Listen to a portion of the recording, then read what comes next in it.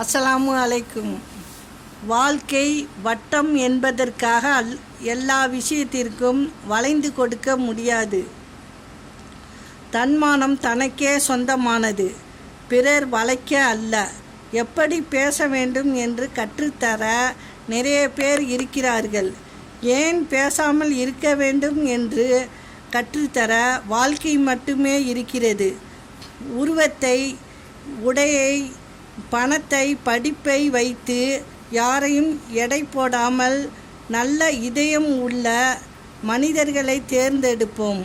மரியாதை செய்வோம், மதித்து நடப்போம். புரிந்து கொள்.